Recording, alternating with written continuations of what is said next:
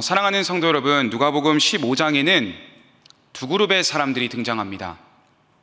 첫 번째 그룹은 예수님과 제자들과 세리와 죄인들의 무리이고요. 두 번째 그룹은 그들을 반대하는 바리새인들과 율법학자들입니다. 바리새인과 율법학자들이 예수님과 제자들을 비판하는 이유가 있었습니다. 그것은 누가복음에서 예수님이 당시 유대법에서 금지되었던 죄인들과의 식탁 교제, 즉 죄인과 함께 먹고 마신다는 이유로 그들이 예수님을 비난했던 것입니다. 우리는 당시 유대 사회에 대해서 좀 더 구체적으로 알 필요가 있는데요. 먼저 유대 사회에서 죄인이라는 호칭은 두 가지 경우에 불리워졌습니다. 첫 번째 경우는 율법을 지키지 못할 때 죄인이라는 호칭이 붙여졌습니다. 그리고 두 번째가 있는데, 종교 지도자들이 그들만의 기준과 선을 정하여서 그 기준에 이르지 못하는 자에게는 전부 죄인이라는 프레임을 씌웠던 것입니다. 예수님 시대의 팔레스타인에서 죄인이란 자는 단지 사악한 사람을 의미하는 것만은 아니었습니다. 종교적으로 타락한 사람뿐만 아니라 사회에서 추방된 사람, 천대받는 직업을 가진 사람, 가난한 사람, 이방인과 사마리아인, 그리고 세리 등이 이 죄인에 속하였죠. 직업으로 볼 때에도 당시 여러 종류의 그 직업들이 있었는데, 당나귀 몰이꾼이라든지 마부, 소매상인, 구리대장장이, 세금징수 관리인, 세리 등이 죄인에 속하는 직업군이었다고 합니다. 이처럼 당시 종교 지도자들이라 불리우던 사람들은 선을 그어놓고서 선 밖에 있는 사람과 선 안에 있는 사람들을 철저하게 구분지었던 것입니다. 성도님들께서 대부분 세리에 대한 이 사회적 인식에 대해서 많은 설교를 통해서 들어 알고 계시겠지만 몇 가지를 더 말씀드리도록 하겠습니다. 먼저 세리는 로마 정부를 위해 일하는 유대인이었습니다. 당시 로마 정부가 부과했던 세금의 종류가 다양했는데 그 중에서 간접세라는 것이 있었습니다. 이것은 각 상품에 부과되는 통행세 등을 의미하는데, 유대인 세리들은 특히 이 간접세를 거두는 일을 했다고 합니다. 세리 마태도 길거리에서 업무를 보고 있었던 것을 보면 역시 통행세를 거두는 업무를 했던 것으로 추정이 되는 것이죠. 이때 세리들은 지나치게 과중한 세금을 부과하기 일쑤였고, 관청에 적은 액수를 보고하고 남은 여분을 착복하는 경우들이 비일비재했다고 합니다. 이들은 권력을 미끼로 자기 백성들을 착취한다는 오명을 쓰고 살았기 때문에 사회에서 도덕적 방탕자로 여겨졌고요, 이방인들의 더러운 돈을 만진다 생각했기 때문에 세리는 이방인들과 접촉하는 오염된 자로 인식되었습니다.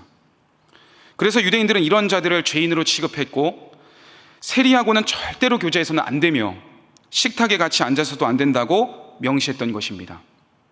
성도 여러분, 만약 어떤 사람이 세리와 함께 식사를 하지 않습니까? 그러면 유대 사회에서 어떻게 되는 것이겠습니까? 밥만 같이 먹어도 그 순간 세리와 똑같은 죄인이라는 호칭이 그에게 붙여지게 되는 것입니다. 그러니 사람들은 더더욱 세리와 가까이 할 수 없었던 것이죠. 그런데 오늘 본문 말씀은 무엇이라 기록하고 있을까요? 본문 1절과 2절 제가 읽겠습니다. 모든 세리와 죄인들이 말씀을 들으러 가까이 나아오니 바리새인과 서기관들이 수군거려 이르되 이 사람이 죄인을 영접하고 음식을 같이 먹는다 하더라. 이렇게 되어 있습니다. 성도 여러분, 우리 예수님께서는 당시 사회적 인식의 뜰을 깨시고 이런 세리들과 죄인들을 기쁘게 영접하셨습니다. 주님은 그들을 차별하지 않으십니다. 사회적으로 죄인으로 인식되었던 자들이었지만 그들을 외면하지 않으세요. 그들을 초대하십니다. 그들과 식탁 교제를 나누십니다. 그렇습니다. 복음서의 저자 누가가 전하고 있는 메시아는 곧 백성들로부터 거절당하고 소외당하던 자들을 회복시키는 하나님의 아들로서 나타내고 있는 것입니다. 예수님의 이러한 사랑의 모습은 그 당시 사회 종교적 질서를 완전히 허무는 계기요 전환점이 되었던 것입니다. 바리새인과 율법학자와 종교 지도자들은 어떠했습니까? 사람의 등급을 나누었어요. 다가가야 할 대상, 차별해야 될 대상, 그 대상들을 구분지었다는 것입니다. 그러나 우리 주님께서는 사람을 차별하지 않으시고 잃어버린 영혼을 되찾기 위해 긍휼과 사랑으로서 그들을 따뜻하게 맞이해 주셨던 것입니다. 저와 여러분이 오늘의 말씀을 통하여서 잃어버린 한 영혼 한 영혼을 찾기 위해 우리의 고정적인 틀을 깨고 복음을 전해야 할 대상자들에게 주님의 사랑을 온전히 전할 수 있게 되기를 간절히 소원합니다. 그렇다면 오늘 본문 말씀을 통해 주님이 저와 여러분에게 원하시는 목자의 마음은 무엇일까요?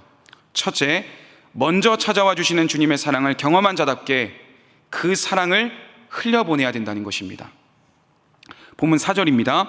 너희 중에 어떤 사람이 양 100마리가 있는데 그 중에 하나를 잃으면 99마리를 들여 두고 그 잃은 것을 찾아내기까지 찾아다니지 아니하겠느냐.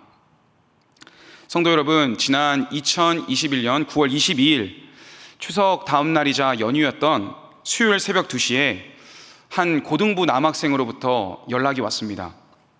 이 학생은 사실 고등부 예배를 몇 번 나오지 않은 새 친구이자 장기결석자였는데요. 이 남학생을 제가 따로 10번 이상 신방을 했었습니다. 근데 늘 이 학생은 저에게 똑같이 하는 부탁이 있었어요. 목사님 밥 사주세요. 목사님 고기 사주세요.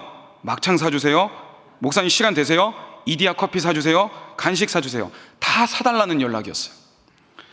저는 당시 한 가지 결단을 했었거든요. 그것은 잃어버린 양 찾기 프로젝트라 해서 장기결석자들이나 새 친구들에게 뭔가를 바라지 말고 그들이 교육자인 나를 찾을 때마다 무조건 달려가야지 라는 결단을 했었던 때였습니다. 그래서 이 학생이 저를 찾을 때마다 다 달려갔단 말이에요. 하나님의 사랑을 전하기 위해 밥도 사주고 고기도 사주고 다 했는데 문제가 발생했습니다. 그것은 이 학생이 신방하고 밥 사줄 때는 정확하게 시간을 지켜서 나오는데 고등부 예배는 나왔을까요? 안 나왔을까요? 한 번도 나오지 않는 거예요. 밥을 사줄 때마다 저는 꼭 그 학생에게 권면을 했습니다. 너 내일 교회 나와라. 너 양심이 있다면 목사님한테 미안하면 교회 나올 때 됐잖아. 그런데 그 학생은요, 오히려 당당하게 섭섭하다는 듯이 저를 탁 째려보면서 이런 말을 하는 거예요. 목사님, 저 진짜 교회 간다니까요. 저 못 믿으세요? 걱정 마세요. 내일 아침 오전 10시 고등부실에서 뵙겠습니다. 그러나 다음날 주일이 돼도 그 학생은 전혀 보이질 않는 거예요. 그런 날이 수없이 반복되고 또 반복되다 보니까 어느 순간 제가 지치더라고요. 어느 순간부터 그 학생이 저에게 연락이 와도 저는 조금씩 피하기 시작했고요. 밥을 사달라 해도 그 학생이 이렇게 이야기했습니다. 목사님이 이런저런 일로 갈 수가 없을 것 같아. 좀 바쁘고 다음에 보자 라는 식으로 그 학생을 조금씩 멀리하기 시작했습니다. 그렇게 수개월, 아니 1개월이라는 시간이 흘렀는데 지난 2021년 9월 22일 추석 다음 날이자 연휴였던 수요일, 그것도 새벽 2시에 뜬금없이 그 남학생으로부터 저에게 연락이 온 것입니다.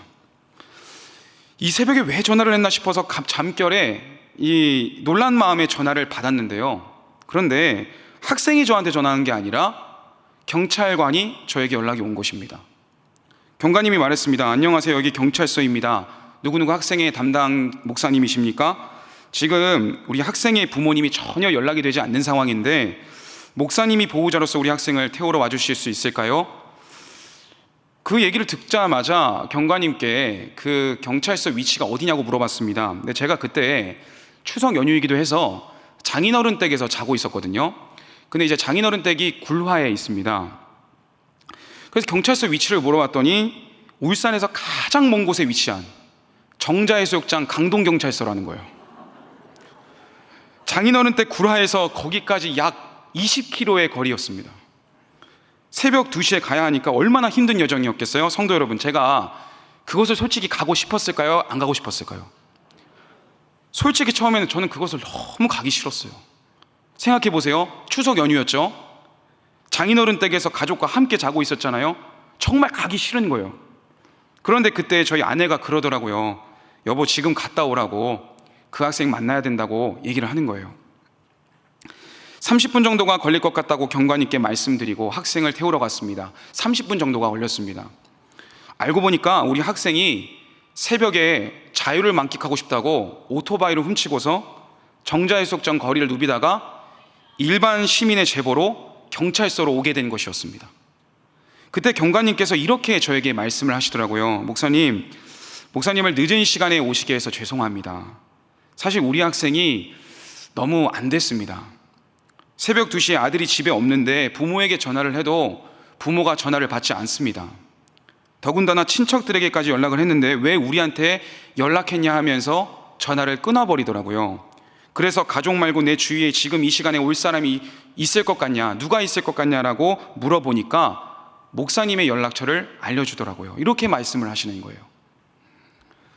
성도 여러분, 제가 그때 정말 큰 충격을 받았습니다.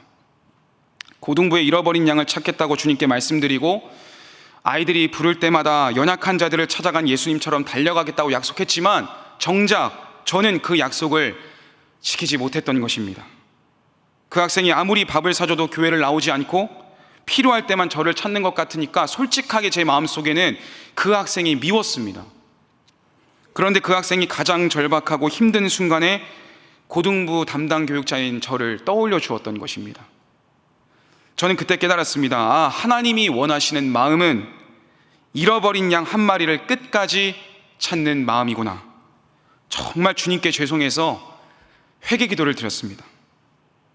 보호자로서 경찰서에서 사인을 하고 학생을 태우고서 집으로 돌아가는데요, 차 안에서 한적한 곳에 잠시 임시 주차를 하고 나서 1시간 가까이 학생과 그동안 나누지 못했던 많은 대화를 나누었습니다. 그 학생이 말해주었던 여러 이야기가 있었는데 그 가운데 가장 기억에 남는 내용이 있습니다. 그것은 목사님이 가장 먼저 떠올랐어요 라는 말이었습니다. 그 말을 들었을 때 저는 학생에게 정말 고맙다고 이야기를 했습니다. 가장 어렵고 힘들 때 목사님을 생각해 주어 고맙다라고요. 그리고 그 학생에게 복음을 전했습니다. 다른 말을 할 것이 아니었습니다. 이렇게 이야기를 했습니다. 목사님이 그동안 절대로 교회를 나오지 않는 너를 계속 만나고 너를 찾아가고 지금 이 순간에도 달려간 것은 다른 이유 없어. 목사님이 예수님의 사랑을 먼저 받은 사람이기 때문에 받은 그 사랑을 너에게 나누고 싶은 거야 라고요. 사랑하는 성도 여러분, 고등부 학생들을 신방하면서 참 많은 아픔을 가진 학생들의 사연을 듣게 됩니다. 마음의 병이 걸려서 치료를 받고 있는 학생도 있고요, 학교 내에서 찾아온 아픔으로 인해 상처 속에 살아가는 친구가 있고 아직까지 해결을 받지 못한 친구도 있습니다. 뿐만 아니라 우리 주변에는 영적으로 죽어가고 있는 사람들이 너무나 많습니다. 참된 소망이 무엇인지 모른 채 살아가는 나의 주변 사람들은 곧 주님이 말씀하신 잃어버린 양입니다. 여러분에게 있어서 잃어버린 양은 누구입니까? 그 영혼을 우리 모두 포기하지 맙시다. 끝까지 찾아가서 그들에게 예수님의 사랑을 한 번 더 심어줌으로써 마침내 그들을 주님께로 인도하는 일에 있어서 축복의 통로로 쓰임받으시는 모든 성도님들이 되시기를 바랍니다. 다음으로 주님이 저와 여러분에게 원하시는 목자의 마음은 무엇일까요? 둘째, 효율을 따지지 말고 차별하지 않는 사랑을 베풀라는 것입니다.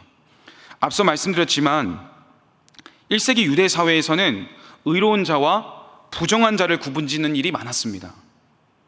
예를 들어 의인과 죄인, 유대인과 이방인, 어른과 어린아이, 남자와 여자 등 유대 사회에서는 사람들을 구분짓기를 너무 좋아했어요. 구별을 통해 구원받을 사람과 구원받지 못할 사람을 나누었다는 것입니다. 그러나 예수님에게는 이런 구분이 존재하지 않았습니다. 우리가 사는 세상, 어떤 세상입니까? 우리가 사는 세상은 어떠한 틀을 만들어 놓고서 어떠한 구조를 세우면서 그 프레임 안에 사람을 가둬두려고 합니다.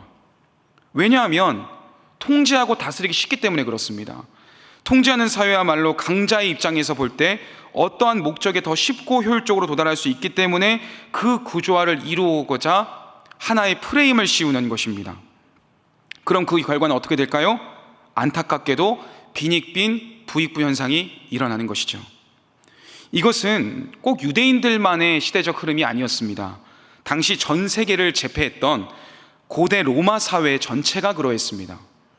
고대 로마인들은 가난한 자와 죄인들에게 차별 없는 사랑을 행하지 않았고 오히려 자신들의 이익 챙기기가 바빴습니다. 미국 프린스턴 대학교의 명예교수이자 역사학과 명예교수이자 고대 후기 로마 제국을 연구한 학자 피터 브라운이라는 학자가 있는데요, 그의 책 가운데 고대 후기 로마 제국의 가난과 리더십이라는 책이 있습니다. 제가 그 책을 읽어보니까 그 책에서 피터 브라운은 가난한 사람들에 대한 고대 로마인들이 어떤 입장을 가지고 있었는가를 연구를 한 거예요. 당시 고대 로마 사회에서 가난한 자와 죄인들은 도움을 받을 수 없는 구조 속에서 살았다고 합니다. 그런데 그 당시 아이러니하게도 기부 문화는 존재했거든요.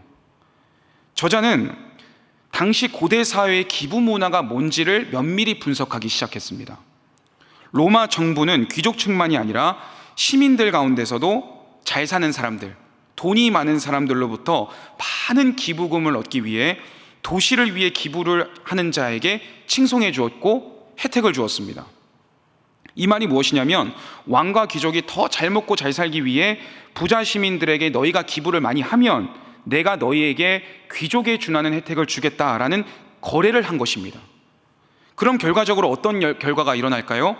돈이 많은 시민들의 입장에서는 나라를 위해 돈을 기부하여서 신분이 격상하게 되는 것이고, 왕과 귀족의 입장에서는 수많은 돈을 거두어들여서 도시를 더 번쩍번쩍하게 화려하게 꾸밈으로써 백성들로부터 나라를 구했다는 명성을 얻게 되니까 서로에게 좋았던 것입니다.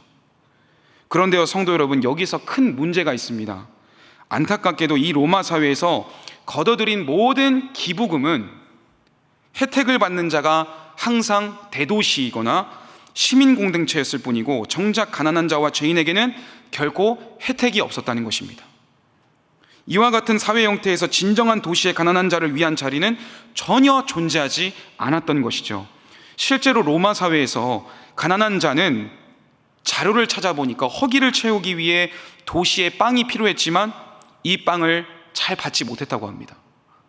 그 이유는 그들이 빵을 받기 위해서는 현대의 여권과 같은 방식으로 자신들이 시민이라는 것을 증명할 수 있는 배급표를 제출해야 했는데 그것이 없었기 때문입니다. 그러니 늘 국어라는 인생을 살 수밖에 없었던 것이죠.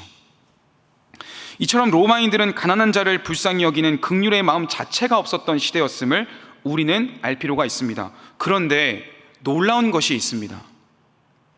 이런 사회 속에서 가난한 자를 불쌍히 여기는 마음, 가난한 자를 죄인이라고 치부하는 그 불쌍한 영혼들을 긍휼히 여기는 마음, 차별받는 자들을 사랑으로 품는 마음이라는 것이 어디에서 시작된 것이냐면 예수 그리스도의 사랑으로 시작되었다는 사실입니다.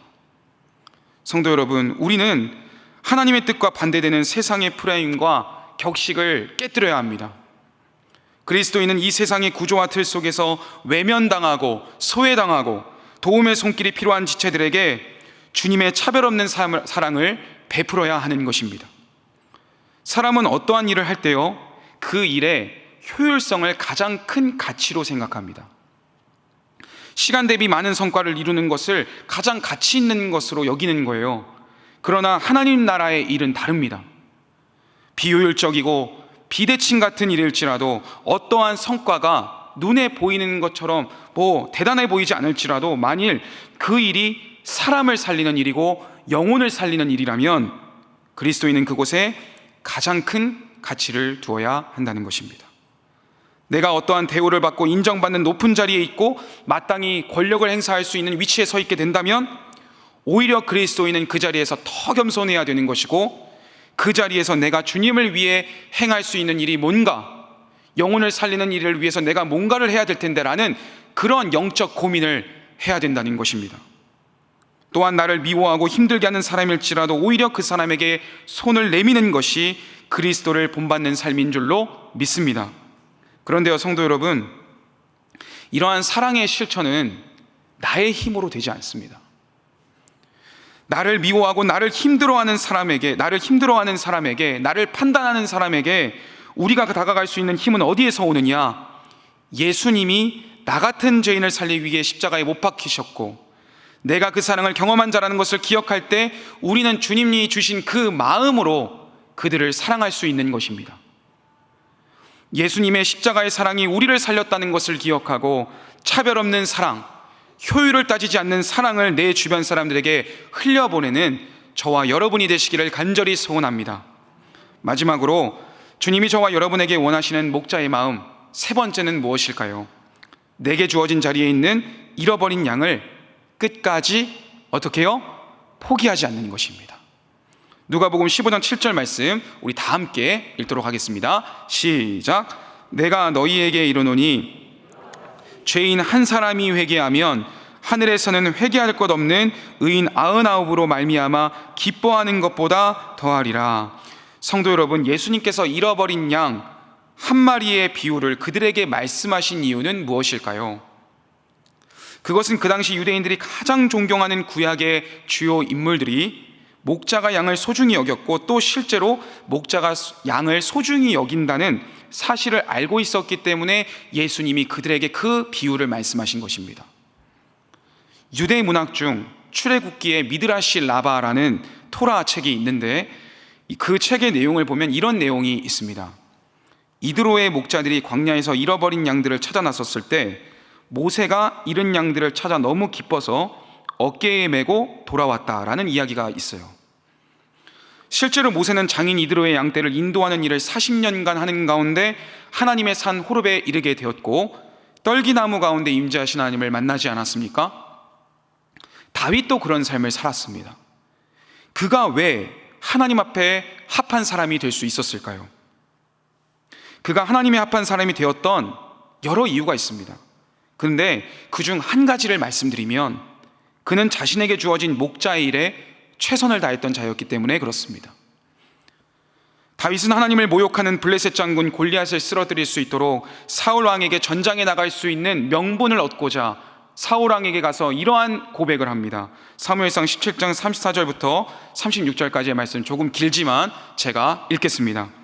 다윗이 사울에게 말하되 주의 종이 아버지의 양을 지킬 때에 사자나 곰이 와서 양떼에서 새끼를 물어가면 내가 따라가서 그것을 치고 그 입에서 새끼를 건져내었고 그것이 일어나 나를 해하고자 하면 내가 그 수염을 잡고 그것을 쳐 죽였나이다.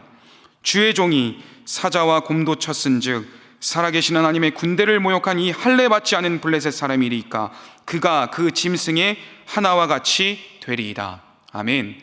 성도 여러분, 다윗은 적성에 맞아서 양치는 일을 했던 것이 아닙니다. 그에게는 위에 형들이 7명이 있었습니다.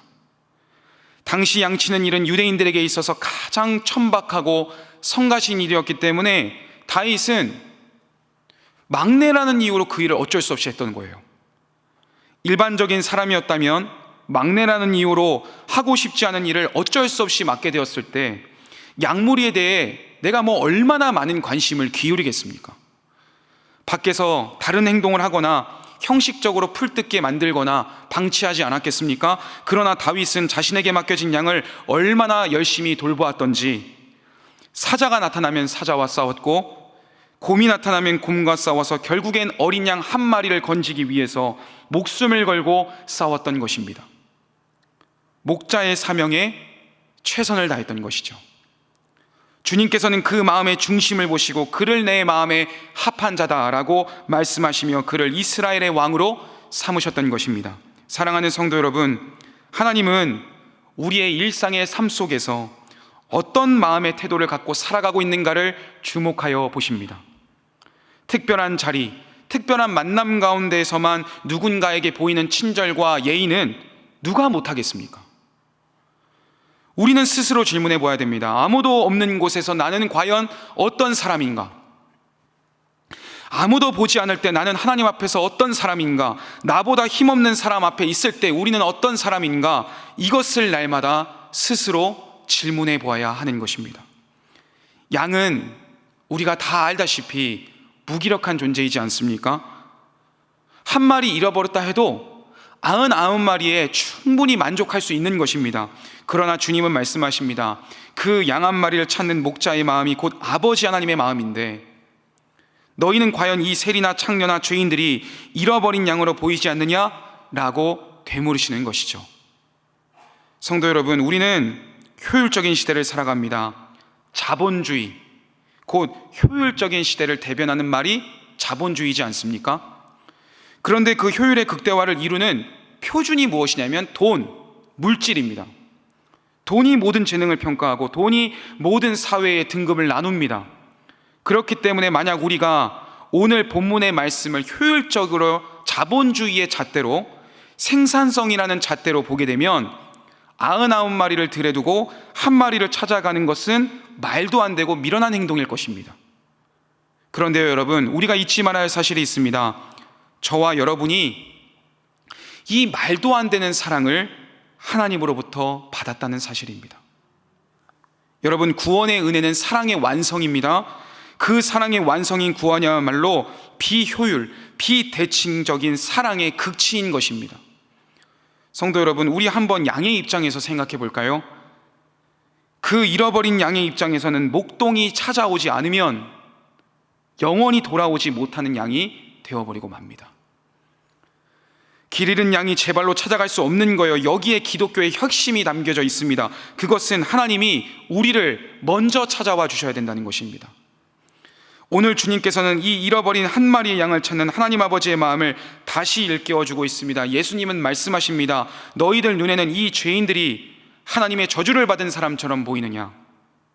아니다. 이 사람들이 잃어버린 양이기 때문에 내가 찾아가지 않으면 그들은 하나님을 만날 수 없는 사람들이다 라고 오늘의 말씀을 통해 교훈해 주시는 것입니다. 여러분, 저와 여러분은 주님을 인격적으로 만난 사람들입니다. 이제 목자의 심정을 가지고 내게 주어진 영혼을 포기하지 말고 찾아갑시다. 오늘 주님께서 7절에 이렇게 말씀하십니다. 제가 읽겠습니다. 내가 너희에게 이르노니 이와 같이 죄인 한 사람이 회개하면 하늘에서는 회개할 것 없는 의인 99으로 말미암아 기뻐하는 것보다 더하리라. 혹시 삶을 살아가면서 기쁜 일이 없다고 생각하십니까? 예수님께서는 우리에게 참된 기쁨이 무엇인지 많은 그리스도인들의 기쁨이 있겠지만 한 가지 기쁨이 있다고 말씀하세요. 그것은요, 잃어버린 양을 되찾았을 때의 기쁨입니다. 내 신앙이 무기력해지는 까닭은 여러 이유가 있겠지만 무엇보다 내 신앙이 점점 형식화되고 나와 내 가정만 생각하는 이기적인 신앙 생활만 하다 보면 정작 잃어버린 양을 찾는 기쁨을 발견하지 못하기 때문에 무기력해지는 것입니다. 울산교회 교육부서는 지난 5월 한 달간 많은 행사를 진행해 왔습니다. 영유아 유치부는 미취학 세대통합 예배로서 5월 1일 주일 오후 예배 때 이 자리에서 모든 학부모님과 자녀가 함께 모여 예배를 드렸습니다. 유년부와 초등부는 어땠습니까? 유년부는 5월 1일 버블 페스티벌이라는 주제로 친구 초청 행사를 진행했고요. 초등부는 5월 1일 같은 날 해피다이라는 주제로 친구 초청 행사를 부서에서 가졌습니다. 중등부는 3일간 친친데이로, 고등부는 이틀간 레트로 달란트 잔치로 새 친구와 장기 결석자들과 기존 학생들이 다 함께 모이는 연합하는 시간을 가졌습니다. 이 행사를 진행한 모든 교육부서의 공통점이, 성도 여러분, 이 공통점이 뭔지 아십니까? 모든 부서의 교사분들이 행사를 준비하고 진행할 때마다 힘들고 지쳐서 속상해하는 게 아니라 모두가 크게 기뻐했다는 사실입니다. 왜 기뻤던 것일까요? 그동안 코로나로 얼어붙어서 현장 예배에 오지 못하던 아이들이 이번 기회를 통해 현장에 나왔기 때문입니다. 그리고 그동안 전도하지 못했다가 새 친구들이 예배의 자리에 초청받아 오는 것을 볼 때 잃어버린 양을 찾은 목자의 심정처럼 모든 교육자들과 교사들이 한마음으로 기뻐했던 것입니다. 성도 여러분, 제가 담당하는 고등부만 바라보아도 그렇습니다. 2019년도 이후로 친구 초청 행사를 3년간 가져보지 못했었거든요.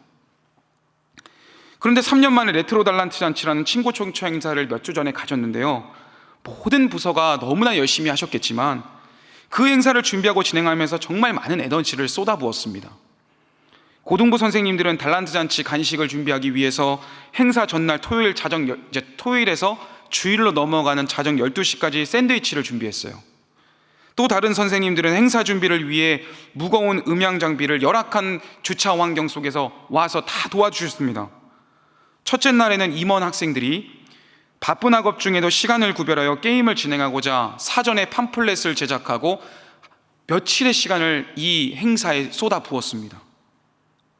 고등부 학생들에게 하나라도 더해주기 위해 어떤 교사분은 팥빙수 기계를 사오고 많은 분들의 헌신과 손길이 있었습니다. 교육자인 저는 학생들에게 전해줄 빵과 인형을 사기 위해 당근마켓 거래도 해보고 이리저리 선물을 사기 위해 달려보기도 했습니다. 사실 이러한 모습을 세상적인 관점으로 보면 뭐하러 저렇게 열심히 하나? 왜 저렇게 수고를 하나? 지치고 힘들 수밖에 없다고 생각할 것입니다. 그런데 성도 여러분, 저와 교사분들이 그때의 행사를 진행하고 학생들이 참여하는 모습을 볼 때 힘들었다고 불평했을까요? 기뻐했을까요? 힘들었을까요? 기뻤을까요? 너무 마음이 기쁜 거예요. 애들이 오니까, 그동안 보지 못했던 아이들이 오니까 행복한 거예요. 잃어버린 양을 찾는 기쁨을 체험했기 때문에 모든 교육부서의 교사분들이 기뻐했던 것입니다. 이제 말씀을 맺겠습니다. 성도 여러분, 우리는 오늘부터 6월 한 달간 모이자 하나 되자 캠페인을 진행합니다. 우리가 이 행사를 갖는 이유는 무엇이겠습니까? 그동안 현장에 돌아오지 못한 성도님들이 현장 예배로 온전히 돌아와 함께 예배드리는 모습을 보는 것, 그리고 동시에 잃어버린 양을 찾아 그들을 주님의 전으로 초대하고 나아오게 하기 위함입니다. 오늘 우리는 주님이 우리에게 원하시는 목자의 마음이 무엇인지를 세 가지로 살펴보았습니다. 첫째, 먼저 찾아와 주신 주님의 사랑을 경험한 자가 나이기 때문에 나는 그 사랑을 내 이웃들에게 흘려보내야 된다라는 것입니다. 둘째, 효율을 따지지 말고 차별하지 않는 사랑을 베풀라는 것입니다. 마지막 셋째는 무엇입니까? 내게 주어진 자리에 있는 잃어버린 양을 끝까지 포기하지 말라는 것입니다. 우리 예수님께서는 죄인과 세리를 환대하시고 그들을 품어주셨습니다. 그리고 무리들을 향해 잃어버린 양 한 마리가 얼마나 소중한 것인가에 대해 일깨워 주셨어요. 저와 여러분이 오늘의 말씀을 기억하여서 한 영혼 한 영혼을 찾는 일에 우리의 모든 마음을 쏟을 수 있게 되기를 소원합니다. 그리하여 목자의 마음을 가지고 주님의 사랑을 먼저 체험한 자답게 그 사랑을 이웃들에게 흘려보내는 저와 여러분이 되기를 간절히 소원합니다.